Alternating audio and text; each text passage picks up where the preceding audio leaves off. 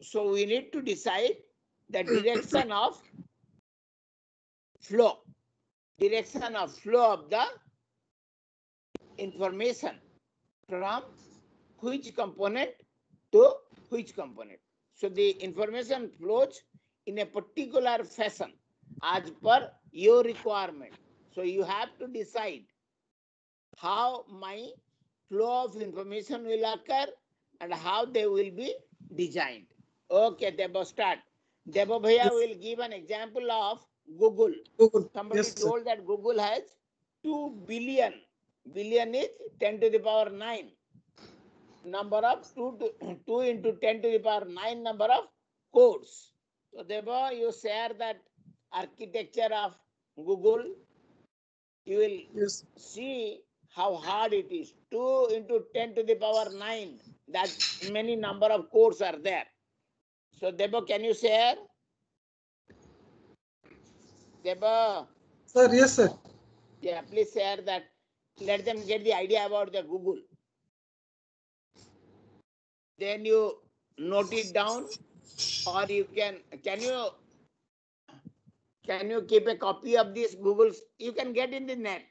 Just give a look at it and you can get everything in the net. The architecture Yes. of Google software. Are you sharing it? Yeah. Yes, sir. share Yes, it. sir. Just Yeah, please share it. Yeah. Yeah. Yeah. Just can you make it bigger? Little bit bigger you make? Yeah, a little bit bigger. Bigger. so this much. This much. Okay, fine. So can you can get in the net this Yes, picture. sir. They can get it. They can get it. Yes. They can get it in the net. These are the different components. Yes. We'll read in the Yeah. sir later about the 3 C's. One is Yeah. component, another connector, and the configuration. Component, connector, configuration. Because Yes. the configuration is important. According to the requirement, we will configure it. What is the desire for the architecture? According to, we will proceed. That which component will connect it to which another component. It does not mean that it will randomly will connect all the components. It is not like that. It's So do you see? Can you all the students? You please check in the net. It is there in the net, or you can note down. All the 2 billion codes are here only in different components. Okay, just to get this is an introductory class still. So to get some idea, do you able to understand? Jitendra Gora. Jitendra, Yes, sir. Yes, sir. I can see it. do you get this picture in the? You can get this picture in the net, or you can draw this picture. This is a very interesting picture of the components in Google software. All right. Okay, you All can right. get it. You can get it. If you Okay. make little bit of note, you can get it. What is the repository? What is the lexicon? What is the document index? What is the hit list? What is the forward index? What is the inverted index? What is the sorter? What is a barrel? We will talk a lot later on about Google. yes, sir. So each component will talk a lot. Rather, I will ask some of you to give a presentation on each one. Okay? Okay. It is Okay, a very Deba, good you start. architecture, Google architecture. Yes, sir. Yeah, next. So you got just little bit of idea. These are the This different is our components yes, in a Google connect. architecture. Yes, Yeah. these are some components with the connectors and how they are configured, how they are connected. That is important thing. Yes. You get this picture in the net. Everything is there. There is a Google architecture, big text on it, where everything is described. So this type of structure means the configuration of the WWW, World Wide Web, is The nothing internet. but a is nothing but a big software. It's just big software where there are certain components are there, certain connectors are there, certain configuration is there for everything. For every www item, 3 things are there: component, connector, and configuration. Okay, next. Yes, sir. So always 3 C's are very important, and how they are configured. It does not mean that we will configure A to D or A to E without any requirement. What is the desire of the architecture? According to that, you have to configure, and how components will be connected to another component. That is, we'll go briefly and very comprehensively to in the other chapters. Next slide. Here, ultimately, our www, it is a software where the user agents are the users, ultimately the system users who are using the internet, how they are connecting to the internet and how they are accessing the various data and digital files from the internet. This is all about the World Wide Web, www. And here, just like I told right now, that in an origin server, there are 3 components A, B, C, which component we want to access and how to access through the connector. These are given in also in the www. Here the user agent 1. From the server 1, it is requesting for the component A, get A with a command get A. Then it will represent the file through the proper security measure to the user agent. First, it will give a request to the server to access the component. And if everything is fine, if it follows the security measures, if it is accessible, or if he is authorized, then he can access that component. And similarly, from server 2, it can access the other components D and E. And user agent 3, what it is requesting to the server 2 through the proper channel with authorization, then it will be represented to the user agent. Then the next slide, it is a very big node cell. Our www, it is a very big architecture. It is a software. In the software architecture, it is a big node cell in which a huge collection of resources are there in the www. So it is a, in that node cell, a lot of resources which has some unique names. How can you access that resources in the repository of that node cell? Through some URL, that is the uniform resource locator. We can access the resources from the node cell or from the repository through a URL. Then each resource must denotes informally some information. Every resource, every URL link will indicate informally some information. Then URI, how to find that URL? It's through the URI, Uniform Resource Identifier. That is used to identify a machine on the internet, known as a origin server. Just like in the previous slide, from the origin server, it can access the resources. Here the resources are the component. To access that components from the node cell or from the repository, proper authorization is required. So here it is given. So it is known as a machine or a origin server where the value of resource may be certain. So communication is initiated by the client. So once we are interested to access the resources from the node cell, we need to initiate the communication as a user agent, and we are requesting to the server. The web browsers are the common instances of user agents. How we are accessing? Now we are taking some interface, or we are taking some common instances for help to access the origin servers, that is the web browsers. Many more web browsers you are using right now. Next slide, it is your slide number 27. Again, we are continuing to it. So resources can be manipulated through their representations. How we are manipulating? Now through the representation of the resources. Means a user agent is requesting from the origin server some component. So if he is satisfying all the requirements and if he is authorized, then he can access or it can be represented to that specific user. HTML is a very common representation language that is used on the web. So the very common representation language what we are using to access that component here, HTML, hypertext markup language. So all communication between the agent and the server means with the sender and receiver.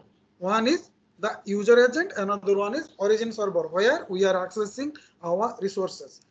Means these are the main two parts of the communication and they must be performed by some simple generic protocol. They need to access through a protocol that is the HTTP, hypertext protocol, sorry, hypertext preprocessor.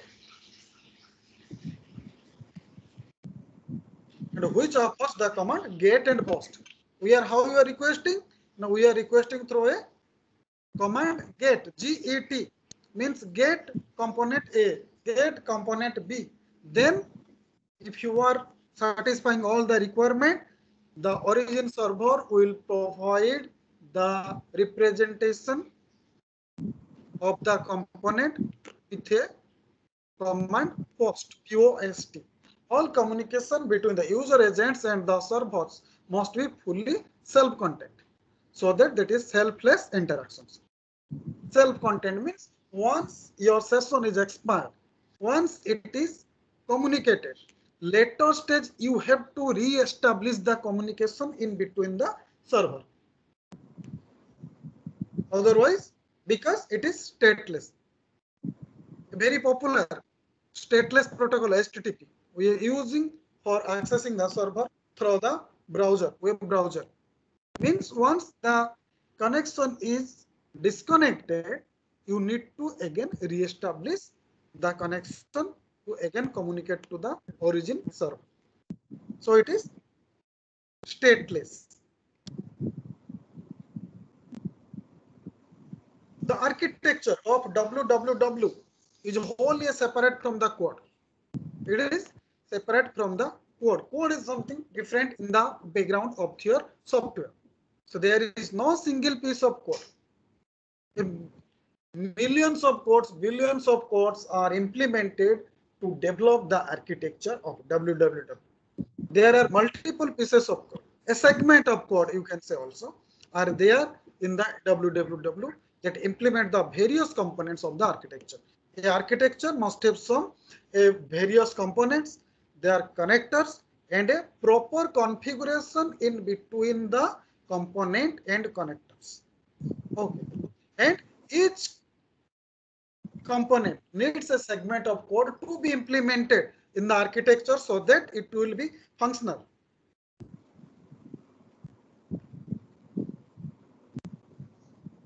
Some stylistic constraints of the web architectural style are not apparent in the code, and this effect of the constraints are evident in the web. Some stylistic constraints are there for the architectural style, and this effect we will cover, I think, 9 styles, Debo, right? Yes, sir. 9 styles. 9 styles. Yes, sir. 9 styles are there. Each one will cover. Which one will cover. So yes, these are the constraints. Mostly, any architecture is designed with reference to these 9 styles. So the sentence what you see, stylistic constraints, means there are certain constraints. We need to follow one of the 9 styles. We'll tell which are the 9 styles. We'll tell you. So there are some constraints based on stylistic constraint. A constraint depending on the style of the architecture. Okay. Yes. And it is one of the most successful applications that is in the worldwide that can understand adequately from an architectural vantage point. By understanding the architecture, we can access all the components or from the origin server very adequately. Next, architecture in desktop. That is your desktop architecture. Remember, pipes and filters in Unix are the two components we are using. Pipe and filter technique that is mainly basically used in Unix. Yes. They have read it, I think, in BTech.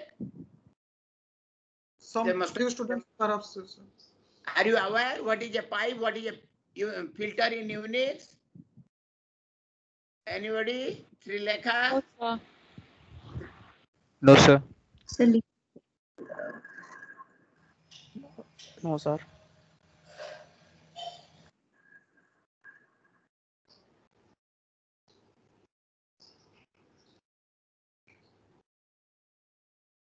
Hello. Hello. Am I audible now? Hello? Yes, sir. Okay, okay.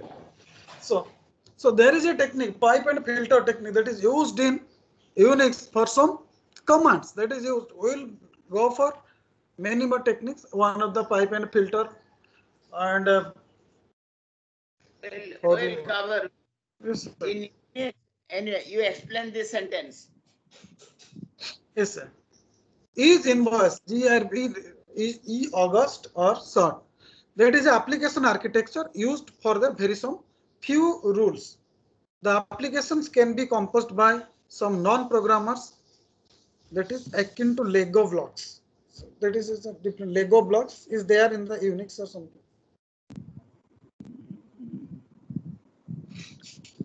A simple architectural concept that can be comprehended and applied by a broad audience. Okay. Some simple architectural concepts are there in the pipe and filter architecture too, that can be comprehended by a broad of audience.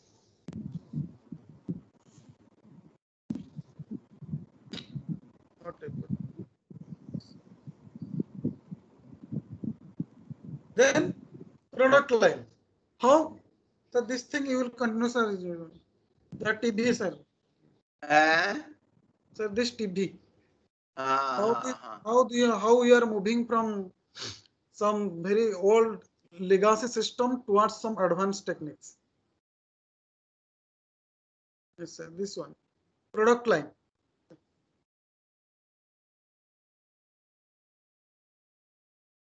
Became then towards 90, how things are changing. So it's changing that the architecture gets upgraded all the time. That's what it is telling. Yes, sir. So how your product line means how we are proceeding with the old system, with the legacy system, and adding features and adding some advanced techniques to the old techniques. So to get something new. Here you can see how we are growing with some sophistication in the consumer devices. Some example it is.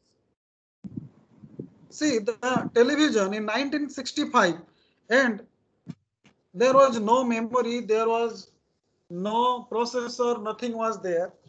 And also in the 1979, the size was 1 KB in 2000, and the color is also not that much. The resolution was not good in the TVs.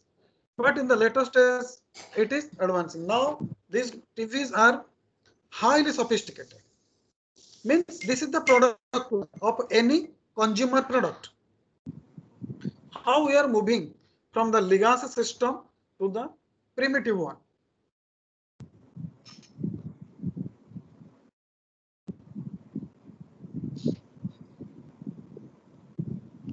Here also the things are changing. Yeah. Yes. how these are the some families of related products. So these are some examples beyond the syllabus also. So how price and the product line is changing, and also their outputs.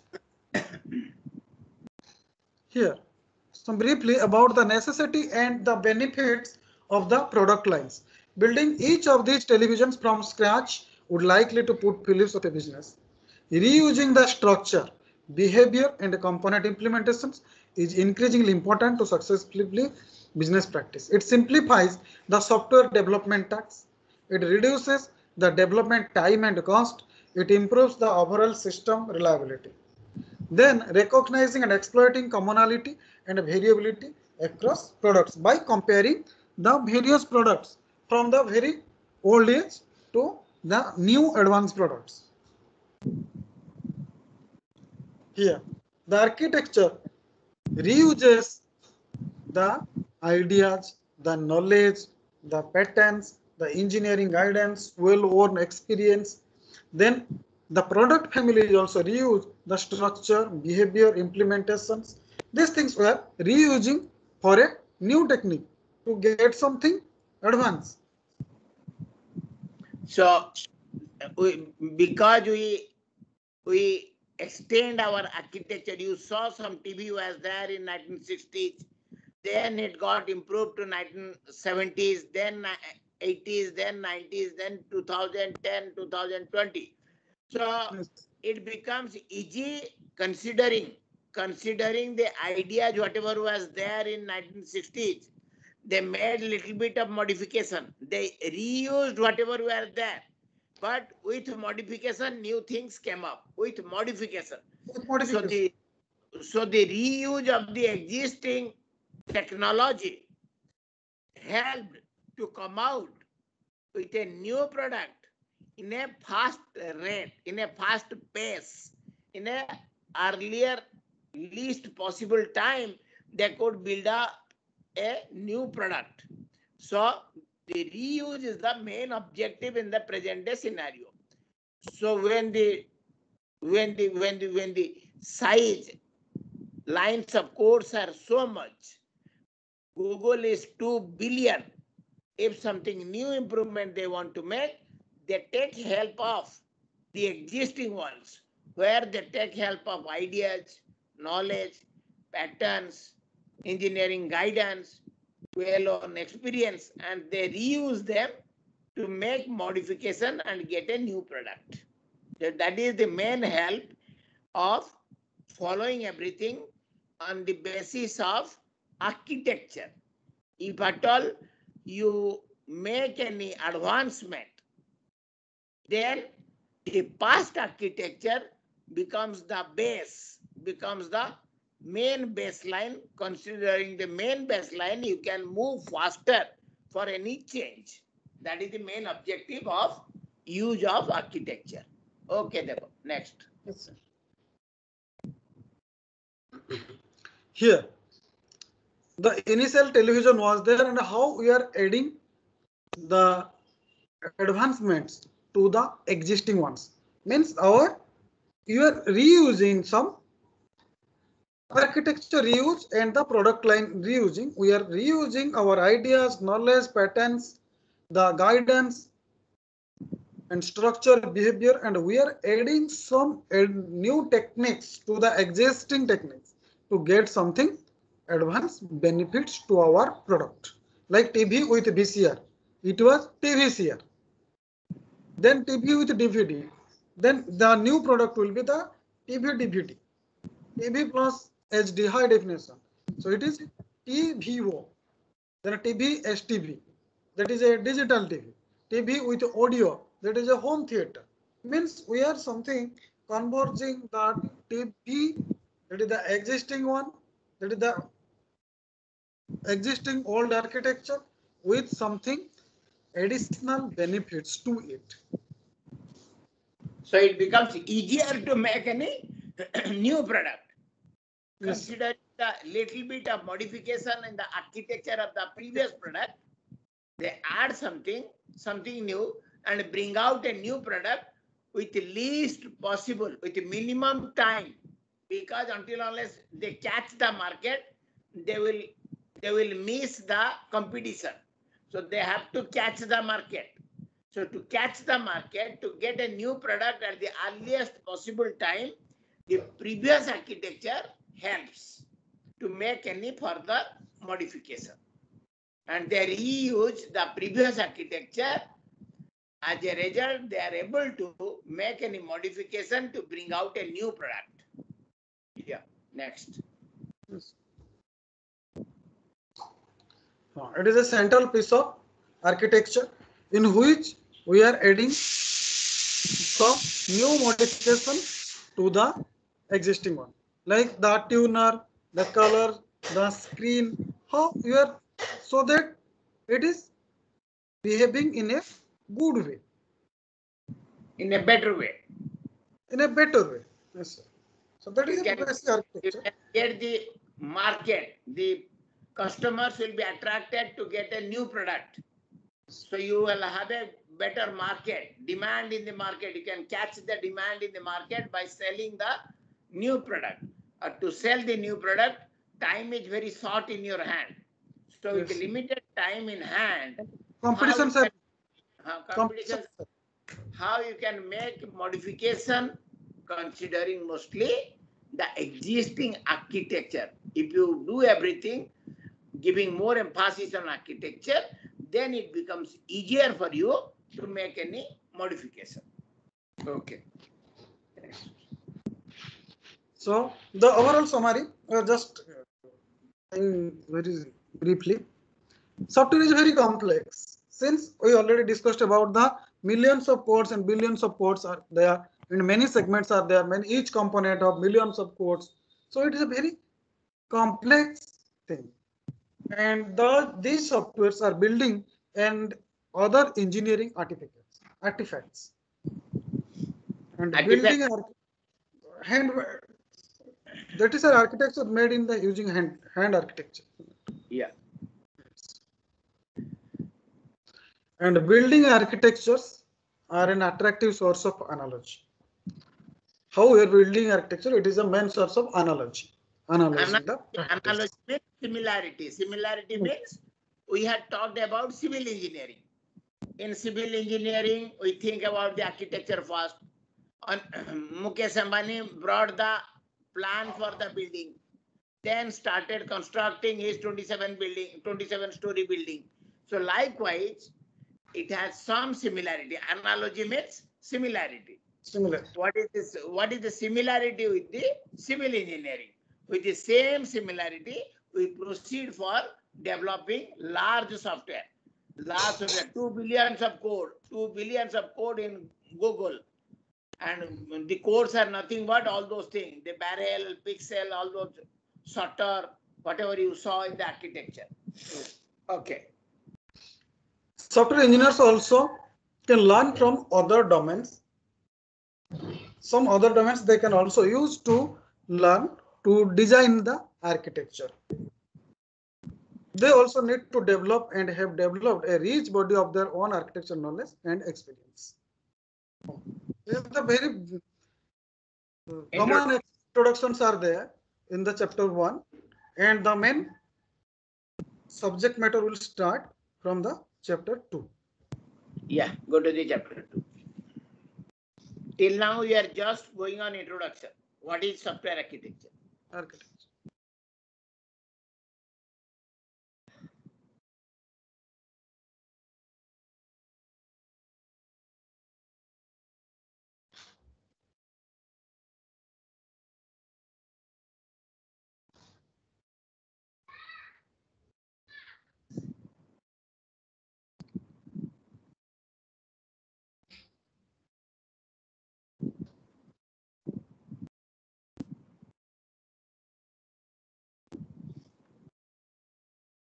Would you upload? Yes, sir. We're taking time, sir.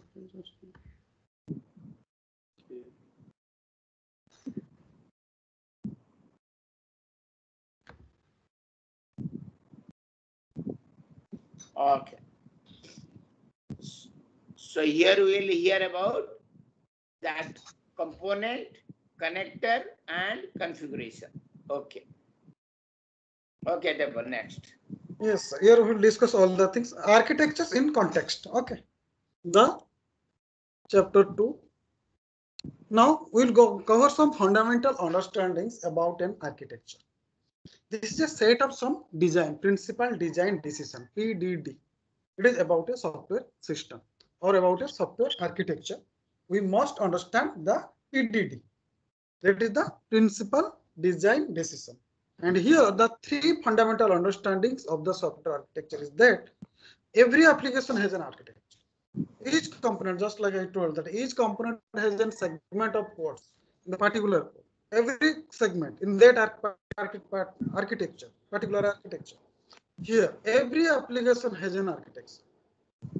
Every application has at least one architect. Each application has been developed by at least one architect. And architecture is not a phase of development. It is a complete development of any software. And what something wrong views about an architecture as a phase.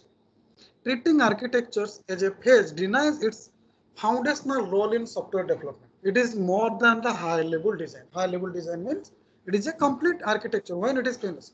It is not the stage of development. Architecture is not a phase of development. Architecture is also represented by the object code, source code, etc. It can be represented. Now, in the context of software architecture, what the parameters we have to understand before the designing process? First, we should understand clearly about our requirement, what it is required for. It should be clearly finalized. Then we'll come for the design. Design means in how way the components and other connectors will be properly configured. How we will give the connection in between the components.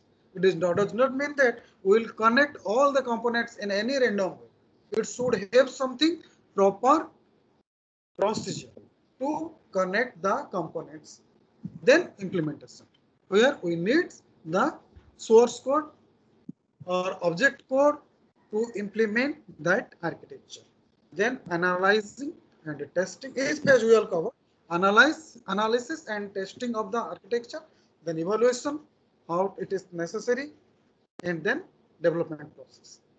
By deploying it in multiple locations.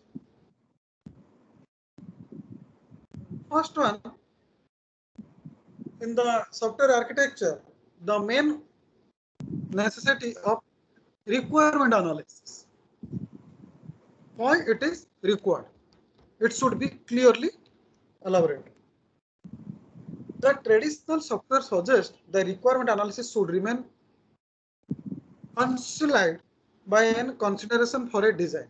It should be clearly presented while we are considering the design. However, without reference to existing architectures, it becomes difficult to access the practicality, schedules, or cost. So, if we will not refer any previous architecture, it can be possible to design architecture, but still it is difficult to assess the practicality. In the practical field, you may face the difficulty. The scheduling part, how you will schedule the architecture according to the requirement, and also the cost part. It is difficult if we are going for a new architecture, and if you are following something existing architecture, it will be more convenient. So in building an architecture, we can talk about some specific rules rather than the abstract concept mean for providing shelter. If a very large building is there and we need the proper construction of the wall to make some specific rooms, otherwise it will be a large hall which will just provide some shelter. So it should be specifically designed. In engineering, new products come from the observation of existing solution and their limitations. By following the existing solution and by following the existing limitations, we can develop a new product from that. And the new perspectives on the requirement analysis. Here we have some existing designs of the architectures that provide the solution vocabulary. Our understanding of what works now and how it works that affects our wants and our needs with the perceived needs. So our understanding of what works now, how it is working, and what for it is working, and how it is affecting our necessity. The insights from our experience with existing systems help us imagine what might work and enable us access the development time and cost. The requirement analysis and consideration for design must be pursued at the same time. So anyway, the main objective in the requirement part or in the requirement analysis, it will just configure us what we are developing the architecture. What is the necessity for it? How it will work? All the things are clearly identified during the requirement phase.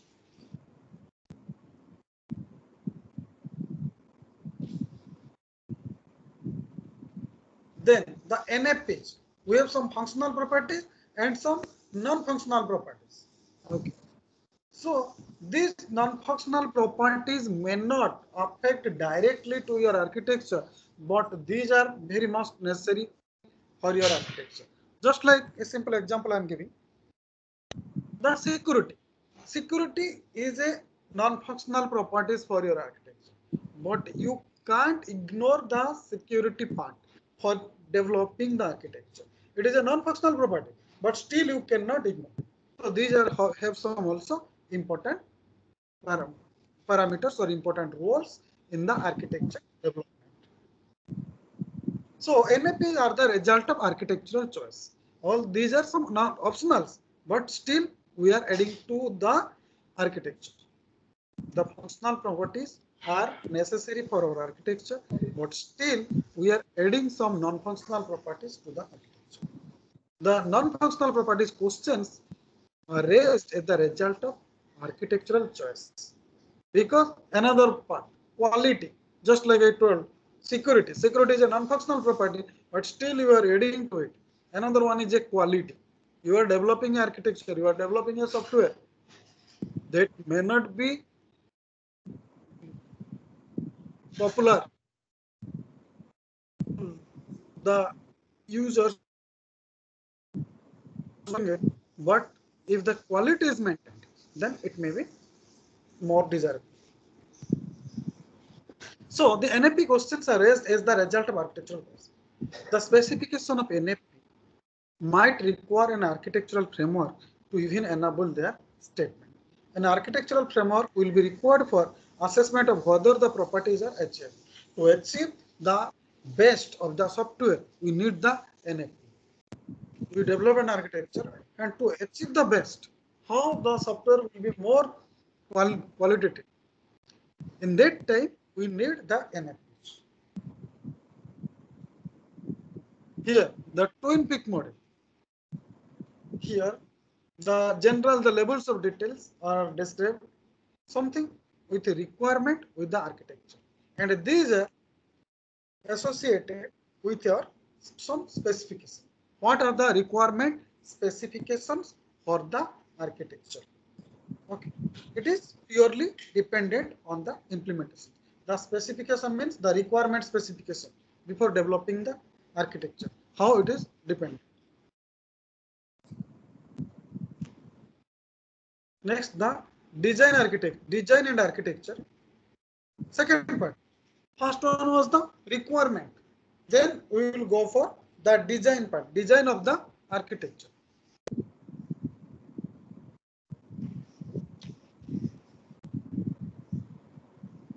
The design of an activity that pervades software development. So, once our requirements are fulfilled, once our requirements are confirmed, then we will go for the second part, that is the design part, in which we will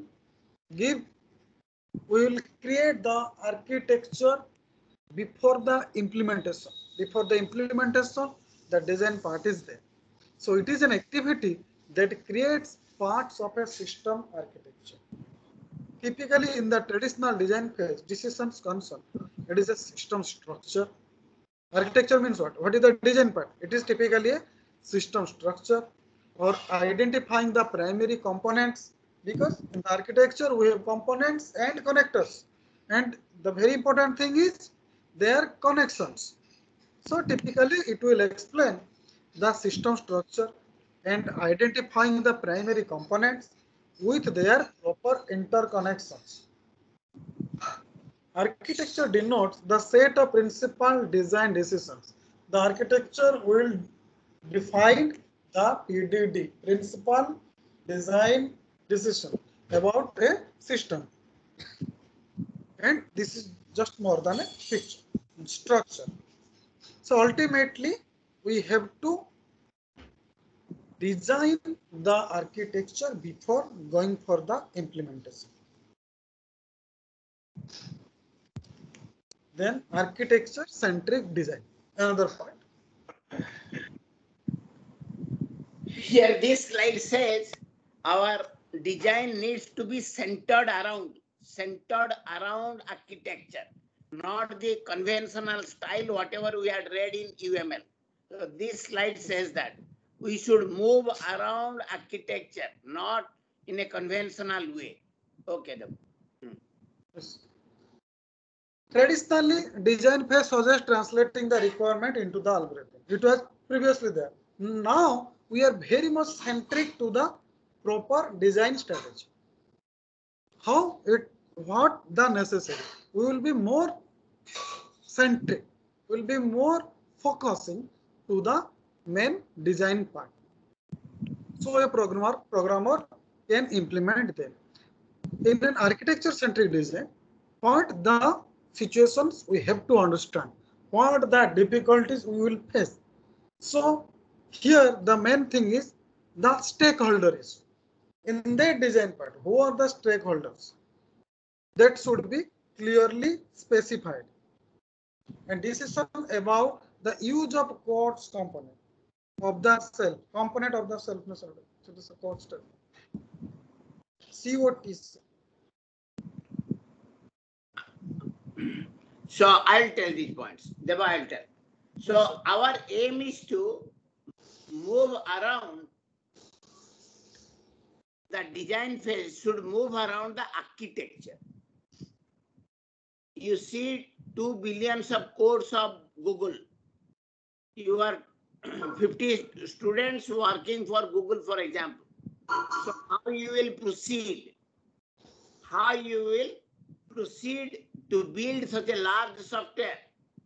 So first objective is to fix up its architecture.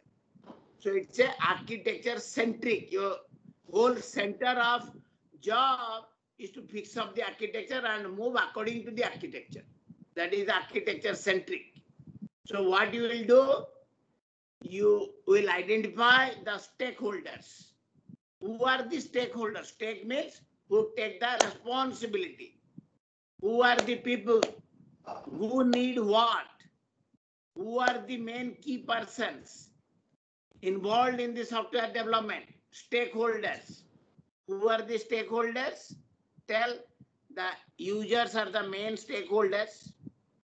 The users identify their requirement.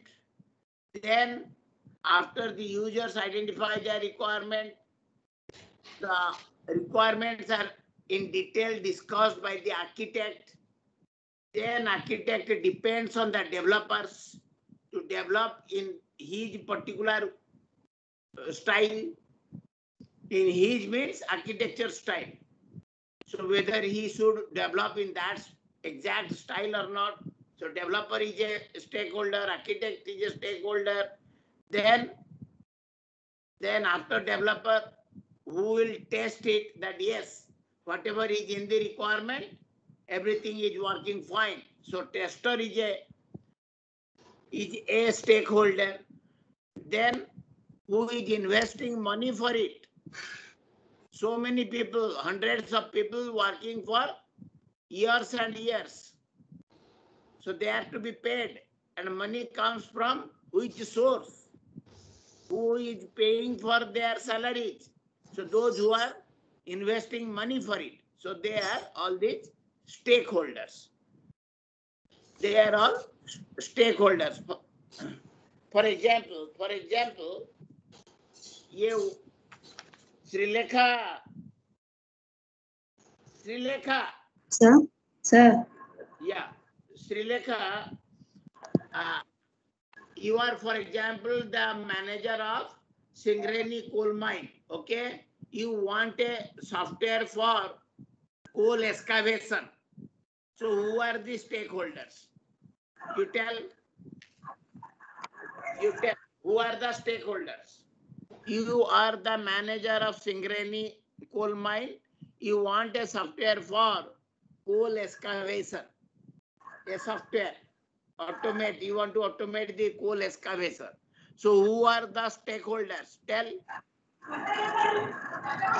so whoever the people are underground to that project, like whoever in that particular section, sir.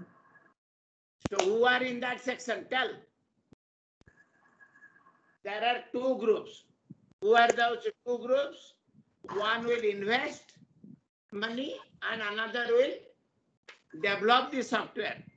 One is investment people who will invest money, and another group will develop the software for the person who is investing money. Achha. So in the investor side, there will be always the end user. The end user who is inside the coal mine. He needs the software. Okay? Yes, So sir. he is the basic end user. So he is number one stakeholder. Then he tells to his boss, the manager, sir, I need this software. Without this software, my life is not going to be fulfilled. I am passing through very tough time. I need this software. So his manager recognizes his need. So manager intends to invest money for building a software. These people are mostly the mining people in the coal mine. So the mining people cannot develop a software. So they need the software to be developed by some software vendors like Infosys, TCS, CTS, Oracle, like that. They will request some vendor to develop a software. So these are the people who will invest money. User, then manager. They will invest money. Manager will invest money for a software for the end user. Then they catch hold of the manager of, for example, Infosys. So Infosys manager is a stakeholder. He gets the order from the Coal India. Infosys manager is a stakeholder. Then he gives the specification or the SRA to the architect. You develop a software for Singareni coal mine as per their requirement. So architect is a stakeholder. Then architect gives the broad idea. Then developer will be there who will write a code for the architect, developer. Then there will be a group of people who will test the software, whether it is working fine or not. So tester and developer, then architect, then manager of the developing side, then manager of the customer side, then the end user. So these all are the stakeholders. Okay. So you have to identify the requirement of each person, what the end user wants, how much money the manager can invest, manager of coal mine, then what the manager of the developing team has understood that this type of software to be developed, then what the architect has understood. So likewise, These are the stakeholders who are involved in that development process. Then is the decision about the use of COTS component. There are certain modules which are available by other developers. For example, as I told you in the last class, Windows has got 7,70,000 modules. So Windows team will like to get some modules developed by others, by other companies, or purchase some modules. They cannot develop so many modules, it will take a long time. So those modules which they want to be developed by others, that's called as the COTS, commonly available software on the shelf. On the shelf means it is available somewhere available. You pay for it and get it. Available software on the shelf. Commonly available software on the shelf. It is kept somewhere, you pay for it and get it. Our BPO companies, they provide, in India, a lot of BPO companies are there, they provide COTS software. That means any software needed for the larger software development, COTS, on the shelf, available software on the shelf. That means you pay for it and catch from the shelf. You get it from somewhere else. You don't build it. Okay, so you have to decide out of 7,70,000 modules, how many you will develop and how many you want to get it done by others. You pay for it and get it done. So that is COTS. Then overarching style and structure. What is the style? Which style? We will be telling you 9 styles. What type of style we will follow? Which style? So that is a very important decision. For what type of software, what type of style? You might have had client server style, pipe filter style. There are a lot of styles are there, we'll tell you. So which style will follow? How they will be structured? That means the overall configuration. So this is a important parameter. Then the package and primary class structure. What is the primary class and what are the secondary class? Which classes are the most important class out of 7,70,000 classes? Which are the primary? You have to decide them. They are the very key fundamental classes. Then other development issues. Which modules to be developed by which team? These development issues. Then post implementation and deployment. After implementing means after writing the code, how they are to be tested. Then how they are to be deployed. Deployed means in which hardware, whether it is DOS platform or whether it is iOS platform or in both, how they will be deployed. So these are the concerns we need to consider when we think about architecture centric design. Okay, so these, how many? These 6 points we need to consider when we think about architecture centric design. Deba, next. Deba, yeah.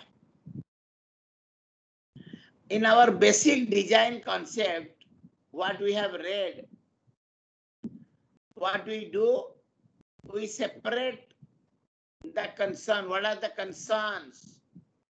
The important concerns, we bring them out, separate them out to identify the important parameters involved in any software. We separate them out, important concerns. Then we build an overall abstract, what the company desires, what the coal mine desires, the overall abstract. Then we try to enhance the abstract and identify the important classes and focus on different modules, modularity. You break the main software into modules. So this is the basic design concept we follow to build a large software. Two illustrative widely adopted strategies. What are the strategies we follow? First is object-oriented design. The UML follows that object-oriented design. Next, domain-specific software architecture. Domain. For a large domain, what are the softwares needed?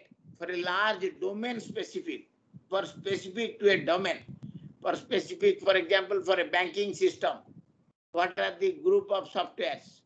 For university system, what are the group of software? For a domain, domain means larger class, domain specific to a domain. So these are the two methods we usually follow for any software development. One is object oriented, another is domain specific. Yes. Next. Next, sir. Object oriented design. You tell. The main abstraction entity is in the object oriented design. Here the encapsulation of state with functions for accessing and manipulating that state. The main objective here is we are doing the encapsulation of the state of the functions to access and manipulating to that particular state. It is mainly in object oriented design. And what is the pros and cons, the side effects and the benefits of object oriented design? The pros is UML modeling notations, and it also follow the design patterns. And what are the side effects? It provides only the level of encapsulations. It provides the level of each every object encapsulation. One notation of interface, one type of explicit connector. Only one type of explicit connector, that is the procedure call. Even message passing is realized via procedure calls. Still, it provides only explicit connector. It is one type of connector. We will continue this thing in the connector part. Then, object-oriented programming language might dictate the important design decisions. It dictates the design decisions. Then, the object-oriented design assumes a shared address space. It performs in a shared address space. The next one, the domain-specific software architecture.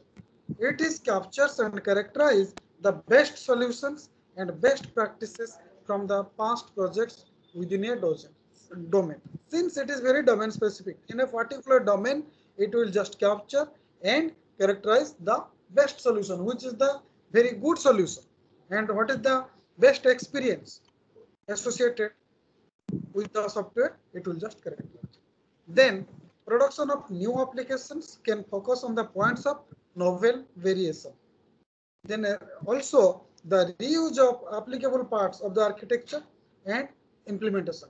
In the architecture and implementation part, it helps in reuse of the some applicable parts. The applicable for product lines, like recall the Philips Coil example discussed in the previous lecture. Just we are reusing our previous ideas, previous behaviors, previous structures with the implementation to get the best solution of a particular domain. Then after requirement and design, we'll go for implementation, and the implementations are in the next class. We will continue. Two parts we have completed. One is your requirement.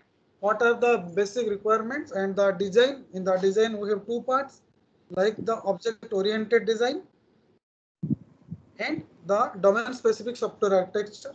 In the next class, we will continue with implementation part.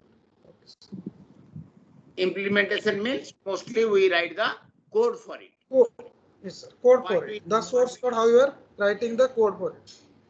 We identify the classes, objects and classes. We identify the methods. We identify the attributes. Then we write the code for it. So that is called implementation. Okay. Okay, next class. Okay, tomorrow 4:15. Okay. Yes. Okay. So make note of it. Whatever you are hearing, don't be careless, casual. Go through it. Check the Google. Everything is there in Google. Make note of it. Otherwise, Sir, you who are will. the absentees for today? Who are the absentees? Tell who are the absentees. Anybody?